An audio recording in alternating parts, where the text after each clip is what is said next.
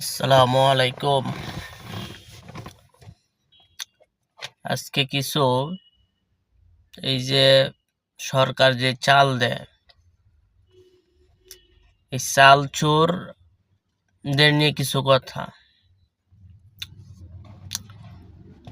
আগে আওয়ামী লীগের নেতাদের বাসায় গোডাউনে চাল পাওয়া যেত, আর এখন বিএনপি নেতাদের গোডাউনে চাল পাওয়া যাচ্ছে। ইউপি সদস্যদের বাড়িতে চাল পাওয়া যাচ্ছে, 10 কেজির জায়গায় 5 কেজি দেওয়া হচ্ছে।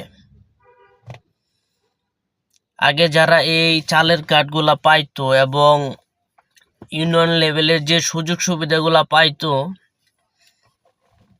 আমার দেখা সব আওয়ামী লীগ, যারা সরাসরি আওয়ামী লীগ কিংবা আওয়ামী লীগের সাপোর্ট করতো, হেরাই পাইতো। যারা বিএনপি ধর্নার লোক ছিল তারা তো পাইতোই না, তারা বলতোই না।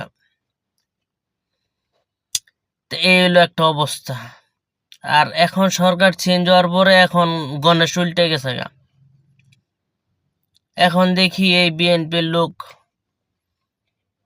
চাল গুদামজাত করতেছে, সরকারি চাল,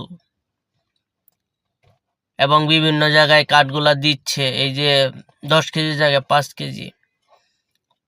এদের বিরুদ্ধে তো সরকার আরো কঠোর হইতে হবে। এইভাবে কি একটা দেশ চলতে পারে? 5 আগস্টের পরে যে জায়গায় আওয়ামী লীগ দখল করে খাইতো, সেম জায়গায় এখন বিএনপি দখল করে খাচ্ছে। আর বিএনপির সাথে বাকি ওই ছুটকে মুটকে দল আছে, তারাও খাচ্ছে। আমরা চাই না যে কোনো দলই এসব দখলবাজি চাঁদাবাজি করে খাক। এই যে আজকে ইশরাক সাহেবের বসাবার চাইতেছে জোর করে, যদি সরকার শপথ না পড়ায়, ইশরাক সাহেব নিজেই জনগণকে নিয়ে শপথ পড়াবো। ভাই, আপনারা যদি নিজেরাই জনগণকে নিয়ে শপথ পড়ান, তাহলে বিপ্লবী ছাত্ররা কি বসে থাকবে? তারাও তো পারবে যে শহীদ মিনারে যে নিজেরাই সরকার শপথ নিয়ে সরকার গঠন করার। সেটা কি তারা পারতেন না? কিন্তু এখনো কি পারবে না? পারবে। তো কথাবার্তা বলার সময় ব্যালেন্সে কথা বলতে হবে। আর এই সরকার এবং আইন শৃঙ্খলা বাহিনী আরো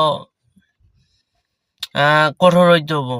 যে দলই চাঁদাবাজি করুক, আমার কথা হলো, আমি যদি করি আমাকেও যেন আইন শৃঙ্খলা বাহিনী ধরে। আসলে আমাদের দেশটা কোনো ভালো হবে না।